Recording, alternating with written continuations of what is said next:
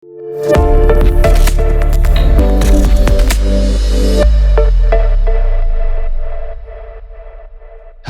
best ever listeners. Welcome to the best real estate investing advice ever show. I'm Ash Patel, and I'm with today's guest, Ryan Chaw. Ryan is joining us from Sacramento, California. He is a full-time pharmacist who invests in student housing. Ryan is a GP on 27 doors across 6 properties. Ryan, thank you for joining us, and how are you today? Hey, I'm doing great, Ash. Thanks for inviting me on the podcast, man. Ryan, we're glad to have you here. Before we get started, can you give the best ever listeners a little bit more about your background and what you're focused on now? Yeah, so I actually graduated as a pharmacist in 2016, and I was inspired by my grandpa who bought a couple properties in the San Francisco Bay Area back in the 50s when they were like dirt cheap. And as we all know, the price of those houses went up like crazy, and he was able to retire early. And not only that, but also help fund part of my college education and that of my brothers. So I realized that real estate's the best way to create generational wealth. And basically, I just wanted to get started as soon as possible. I saved up a lot of money. I worked 2 jobs. I worked a lot of overtime. I was eating like $5 footlongs, right, for the first 2 years. And I amassed like $100,000 during the first like year and a half or so. And that's when I bought my very first property. It was a single family home in Stockton, California for $262,000. And it was in my local college town. So basically what I did is I repurposed these single family homes as student housing, as a rent by the room co-living situation, kind of like pad split in a way. So basically, I rent out each room for $600 to $700 per month. And that means that a 5-bedroom place would make me around $3,100, and a 6-bedroom place would make me around $3,600 or $3,700 per month. I basically bought one per year. Now I'm at 6 properties with 29 tenants, and it makes $17,580 per month in rental income after just the course of 5 to 6 years or so. And do you live in a house or are you renting? I'm actually house hacking. So this house that I'm living in right now, I'm just basically living in the master bedroom. The other tenants pay about $3,650 per month in rent, and my mortgage is about $2,300. So I'm making about $1,300 and minus some expenses, of course. But yeah, I'm basically living here for free. On top of that, I get a $1,300 per month bonus, right? That's awesome. So you're living in one of your rentals, so to Yes, speak. that's correct. Yep. And are you still a full-time pharmacist? I'm a part-time now. So I work 32 hours. So, 4 days a week. But basically, what happened is when I started out as a pharmacist, I would see these, 50-year-old pharmacists. One of them gave me a tour around the facility, and I asked him, "Oh, you guys make a good amount as a pharmacist, right? When are you going to retire?" He said, "Dude, I can't retire. I got bills to pay." And I'm basically going to be here till I'm 65. And I'm pretty much here just to collect my paycheck at this point.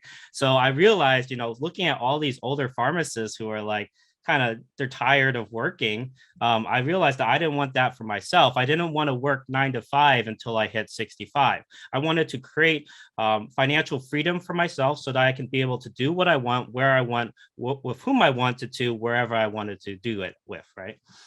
And so that was my goal for getting into real estate.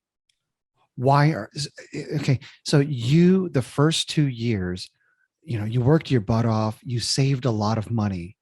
Now, I assumed you would either go all in on real estate or you would just keep working hard and just go all in on everything.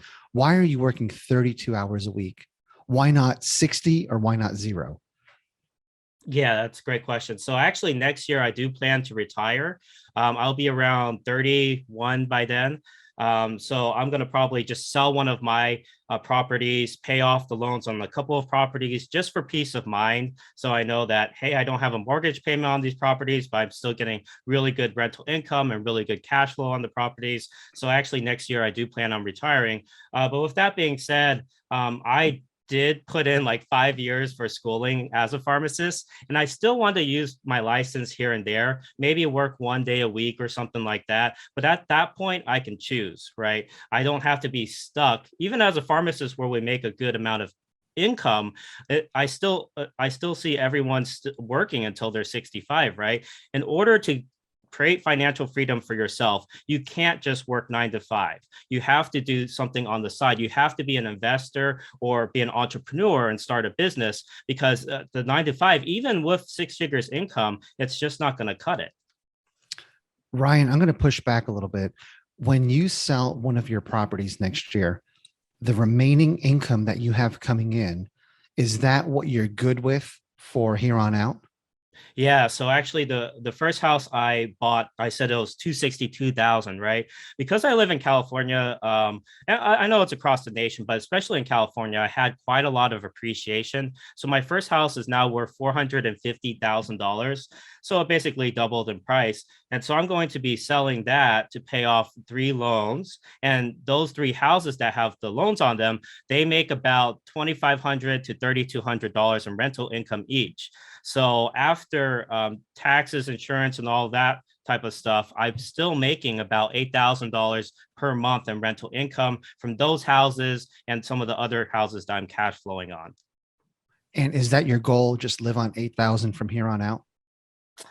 Definitely not. No. So I'm always going to be expanding my portfolio, growing. I'm going to probably get into doing crowdfunding deals as well, because I have some people I met that are really interested in crowdfunding student housing, and they feel like it's a great space to get into because you're basically doubling or tripling your cash flow on these deals, while the students are basically cutting their rent in half, because on-campus dormitories, they usually charge $1,200, while we're only charging $600 or $700. So it's a blue ocean market. Basically, it's an untapped market. There's a ton of potential in it. And I think anyone could get started in this field. All right. So I'm a little confused on why you're going to sell one of your properties if you're wanting to continue to grow and scale. And then even more so on why you're going to pay off the loan on another one. Yeah. So What's it's for what's the peace of mindset behind that? Yeah, yeah. So I'm not going to fully, okay, so I'm going to use it to pay off the primary loan on it, but I also have a couple HELOCs on it in case I needed to expand. So I actually got 2 HELOCs this year, home equity line of credits for $200,000. And I can use that as seed money to invest in these partnerships, crowdfunding ventures as well. But I want to pay off the houses because I want to have some peace of mind. I don't want to be over leveraged. I want to have a portfolio where I own a good chunk of it. So I don't feel like, okay, if the real estate market's going to crash or anything, I'm going to be in trouble.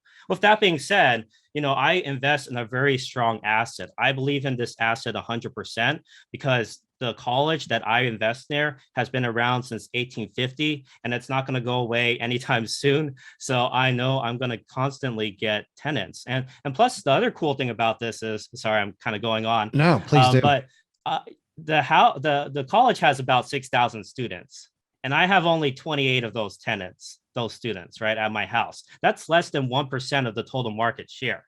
And I'm fine with that because I'm making multiple 6 figures from just having less than 1% of the total student housing market share. All right, Ryan, I'm going to keep playing devil's advocate here. You're Go going to ahead. sell. So, when I hear people say, I'm going to retire and I'm going to sell my house off, this way they can never take it from me. It's mine. I own it. That's a false sense of security because if you miss enough property tax payments, they're going to take your house. That's correct. That's Right. correct. So, I get into these conversations a lot with people that are retiring. And when I have these conversations with investors like yourself, young investors, I'm thinking in the back of my mind, so in 2 years, you're going to go get another loan for your next property and you're going to crowdsource it potentially. That loan is probably going to be at 6.5 or 7% interest. And right now, you're paying off a loan that's probably 3, 4% interest. Yeah, that's correct. That's another thing to keep in mind. Yeah, crowdfunding, I would say it's like 6, 7% preferred, right? And then on top of that, there's the upside split. But for me, I'm very comfortable, making $8,000 per month in rental income. And you make a very good point. For those who aren't comfortable with how much they're making and just like base rental income that's guaranteed, then it makes sense to continue to, purchase using the very, very, very low interest rate conventional financing that we have available. Now, with that being said, interest rates are definitely rising for conventional financing. I think they've hit like at least 5.5% for investment property right now. While crowdfunding, it's 1 or 2% more. But here's the thing about crowdfunding: you don't have to put in as much as your own. Like I could put down 2% on that whole deal and crowd fund the rest. Basically, crowd fund the 20% down and then have the other 80% be funded by some investment bank at a All right. 5-6% interest rate. So I wasn't clear about where I was going with this. Let's take the crowdfunding out of this. Let's just say you, Ryan, you want to continue to scale. So in 5 years, how many units do you think you'll have? In 5 years, I'll probably be sitting around at least 10, somewhere between 10 to 15 to 20. I don't want to put a cap on it, of course. Okay. But So right minimum. now, I'm already going to be buying 2 more this year, probably 2 more next year with the HELOC that I took out, which is $200,000. Okay. Which is again why I'm baffled that you're going to sell a property. Yeah. Your all your goals, you're screaming you want to continue to scale and grow. You want to be at 10 plus units in 10 or in 5 years. Why are you selling? Yeah. For me, again, it's the peace of mind. I want to play both games where basically I want to scale. I want to continue to grow, obviously, but I want to also have enough paid off so I have enough cash flow so that I could have that financial freedom. So if I wanted to, I guess I could purchase like 2 per year or so. And then at the end of like 2 or 3 years, I would reach my goal of $8,000, $9,000 per month in cash flow. Or I could just sell my very first house, which is completely paid off already, to pay off 3 loans. And I'm in a position now where I feel safe that I don't have mortgages on these properties, and I can continue to use the HELOCs to purchase other properties. All right. And I know you didn't expect this to be a debate on selling properties Oh, no versus worries. scaling, This but is I a think great this is combo. it's a great conversation that I have with so many people. And believe it or not, I mean, it's probably easy to believe I'm not the smartest person out there, but I struggle with the same thing for a long time. I would pay extra on my properties. And I had an epiphany. It was a conversation that I had with an old time commercial real estate investor. This guy bought shopping centers, 80 years old. And his philosophy was always whenever you build up enough equity through appreciation, do a cash out refi and keep pulling cash out. And I never understood that because how do you really build equity if you're just taking cash out all the time? But at the end of the day, taking that cash out, reinvesting it in other properties, or even just sitting on it, it decreases your liability exposure. So if you have a $5 million strip mall that's paid off and an attorney is representing somebody that slipped and fell, I mean, they're salivating because that Yeah. equity is there for them. Yeah. If you owe 5 million on it and it's worth 5 million, they're going after the insurance proceeds and that's it. Right. So that was his reasoning for doing that. But that really made me think about why I'm overpaying on properties.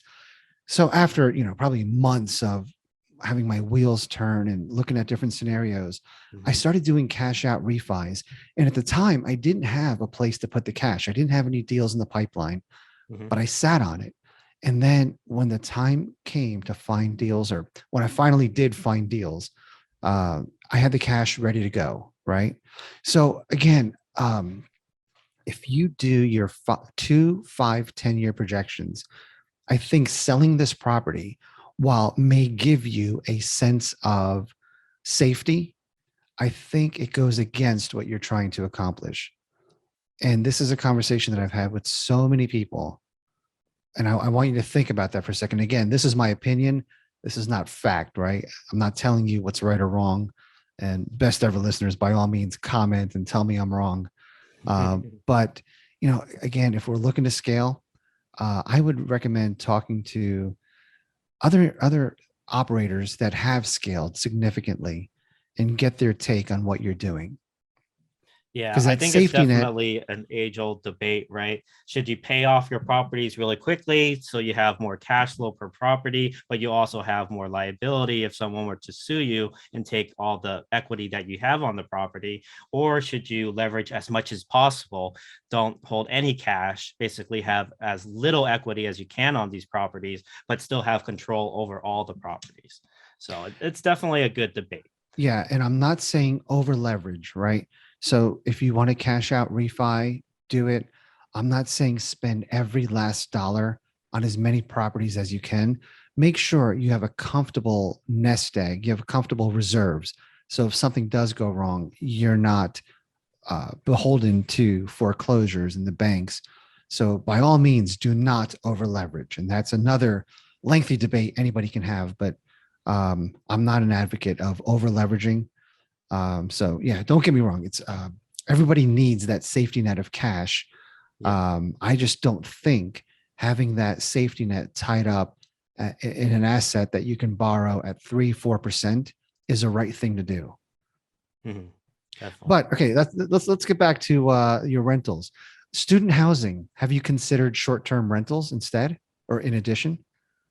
Yeah, definitely. I was interested and intrigued by that. I would say short-term rentals are definitely good for more like vacation homes or areas where people vacation, like near beaches and all of that. I might eventually go into that, to be honest, but I just don't like the maintenance part of it. I don't want to have to hire.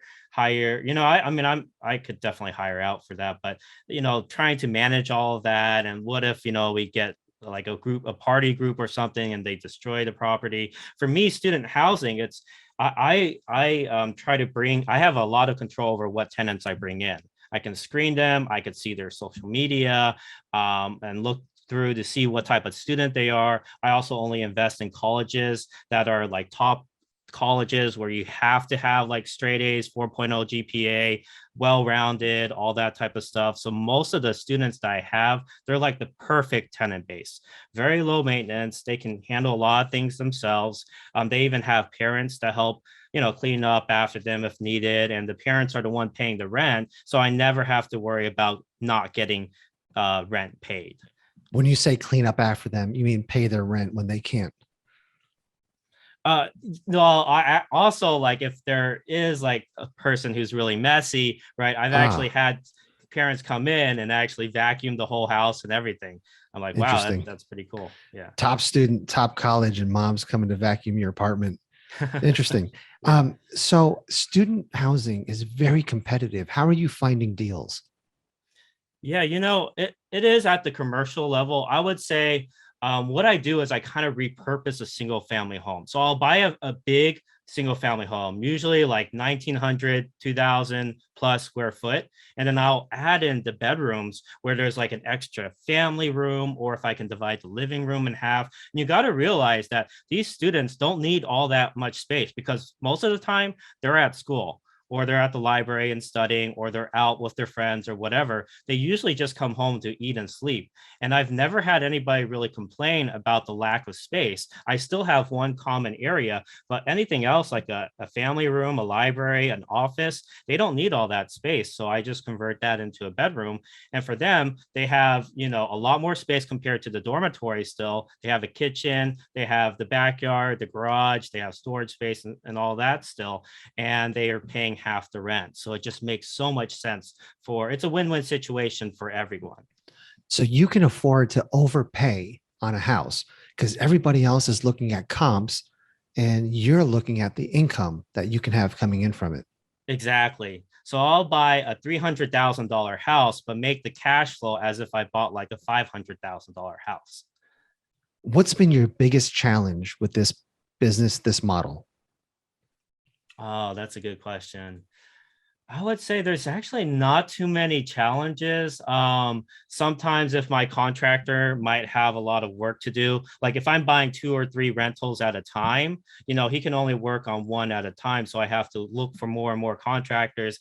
And a lot of contractors have definitely been getting like tied up during this time. It's been hard to get materials sometimes. But other than that, I haven't had too many challenges using this model. At the very beginning, I did, because I didn't know what I was doing. I didn't know how to advertise.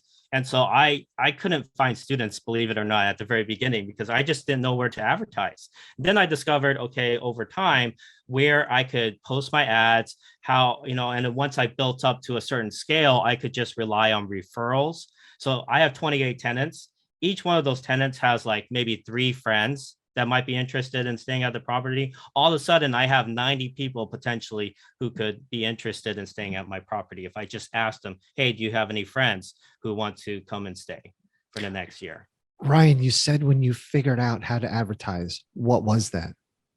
Yeah, so I actually have something called the Prime method for advertising. So it's PRIME.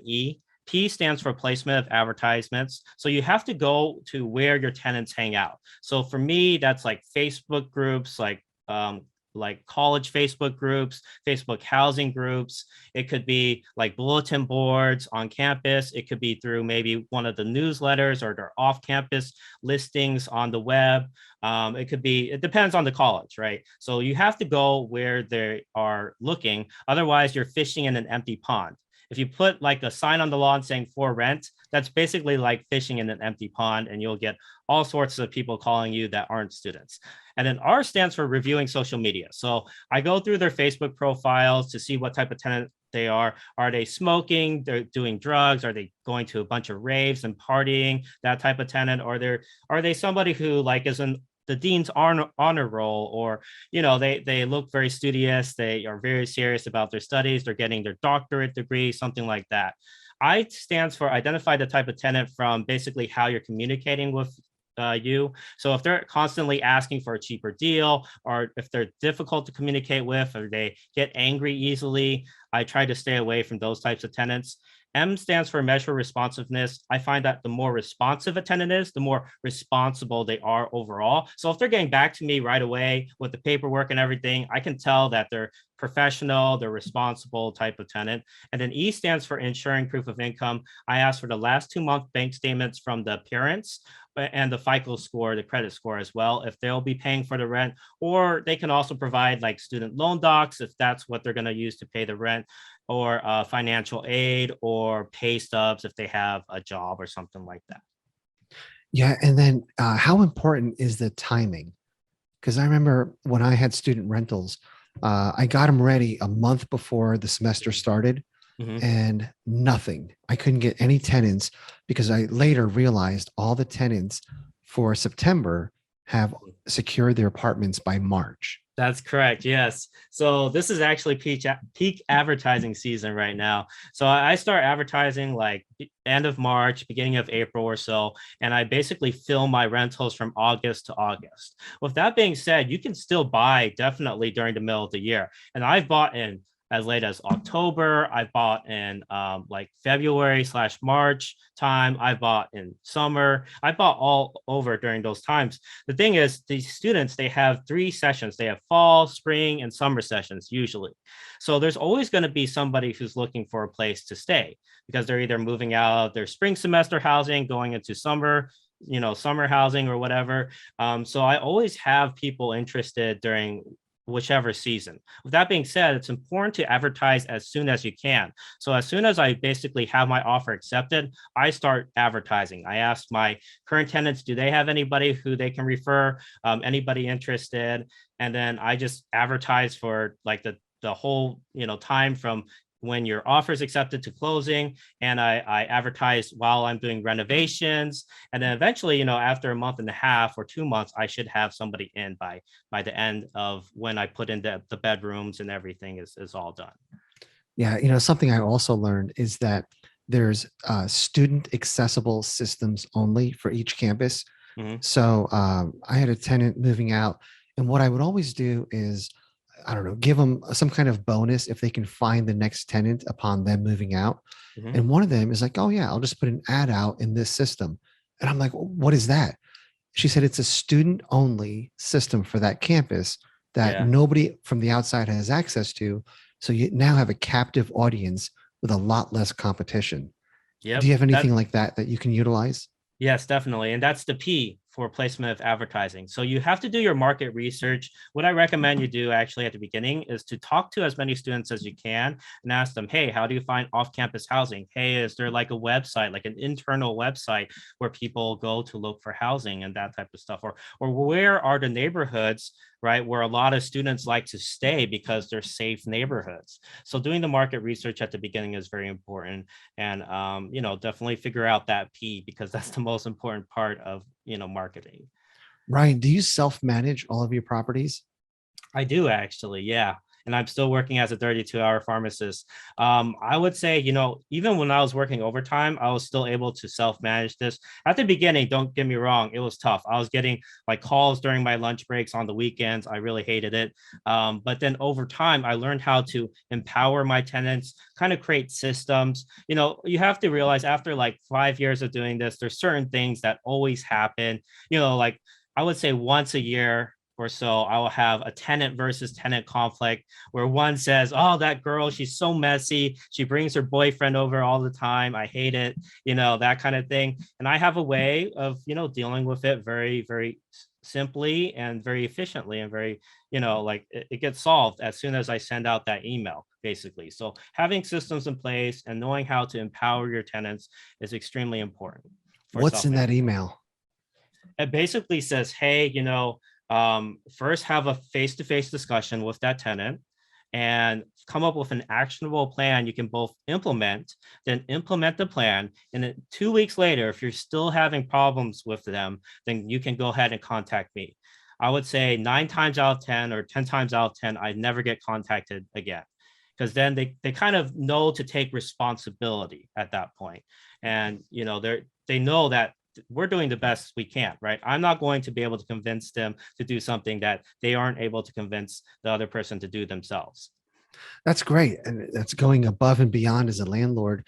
Do students typically pick out their roommates, or do you just assign whoever's interested?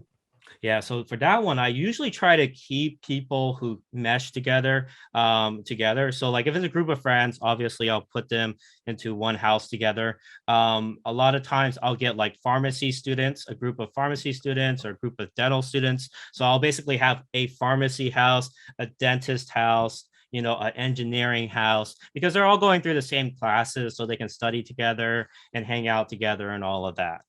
I love that. That's cool. What's another example of empowering your tenants?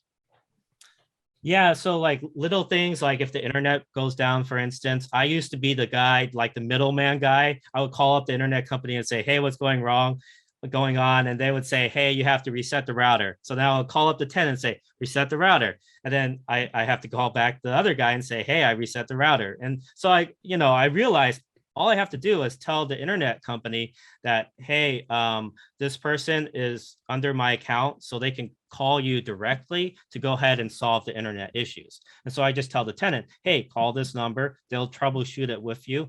It should be up and running within an hour or two if you do all the troubleshooting steps. And so far, I never had problems after that. Great example. Ryan, what is your best real estate investing advice ever? Get started as soon as possible. At the very beginning, like you mentioned, I think it's very important to try to leverage yourself. Don't try to pay it all off at the beginning. You want to just try to purchase as much as you can with the amount of money you have. And, obviously not try to over leverage, do what you're comfortable with, but real estate grows over time. It's like planting seeds. You plant a seed, you watch it grow into a tree. So you don't wait to plant the seed. You want to try to plant as many seeds first and then wait 5, 10 years and then see where it's gone. And over time, like over just 5 years, my houses have gone up $700,000 in just equity, just appreciation alone. And that's not including equity pay down that I got from the mortgage. That's not including the cash flow I was getting from these properties, all that type of stuff. With inflation coming on, we're able to raise the rents, right?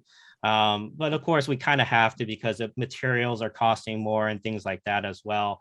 But with that being said, real estate grows over time. So you want to get in as soon as you can, even if it's like house hacking with a 3.5% down FHA loan on a duplex or triplex or whatever. Yeah, Ryan, are you ready for the best ever lightning round? Sure, let's do it. All right, Ryan, what's the best ever book you recently read? Oh, I reread Rich Dad Poor Dad, but I would say one of the best books on real estate investing is Gary Keller's Millionaire Real Estate Investor. It really goes over like the whole mindset piece behind it, and also the importance of creating teams, empowerment, all that type of stuff. Ryan, what's the best ever way you like to give back? The best ever way I like to give back. Sorry. Yes. Oh, a lot of times I give back to my tenants, believe it or not. I provide a lot of the cleaning supplies, but also a lot of them have questions for me as a pharmacist because they're going through pharmacy school. They're asking me, hey, what do you recommend I do? This is my first year as a pharmacy student. What clubs should I join? All that type of stuff. And, going through the school itself, I can give them like great advice for that, right? So that's one way I kind of give back to my tenants. And I feel Yeah. like if you treat them very well and they, have that respect for you and that trust for you, you're never going to have to worry about not getting tenants or getting tenants that, get angry and don't pay their rent or something like that. I think it's very cool that you kind of tutor Create them a that little trust. bit on, pharmacy students. But I think giving them cleaning supplies is self-serving. You just want a clean apartment, clean house. Yeah, I do it. Yeah, that's true. But Awesome. I do it once a year, at the beginning of the year, right? Yeah. Just And Ryan, how can the best ever listeners reach out to you? yeah, so I have a website you can reach out to me at. I actually have a free PDF guide for how to get into student housing. And just like as a new investor, a lot of the things that I went through, a lot of the mistakes I made and how I solved them, you can access that at www.newbierealestateinvesting.com. That's www.newbierealestateinvesting.com. And newbie is spelled NEWBIE. Oh, and to get the guide, sorry, it's www.newbierealestateinvesting.com/guide. Awesome. Ryan, thank you so much for your time today, sharing your story of becoming a full-time pharmacist and building a rental portfolio at the same time, having your financial future laid out and engaging with me in a debate of cashing out, refining, selling. Thank you for your time today. All great questions. Thanks again, Ash. I really appreciated being on the show. Best ever listeners, thank you so much for joining us. If you enjoyed this episode, please leave us a 5-star review, share the podcast with someone you think can benefit from it. Also, follow, subscribe, and have a best ever day.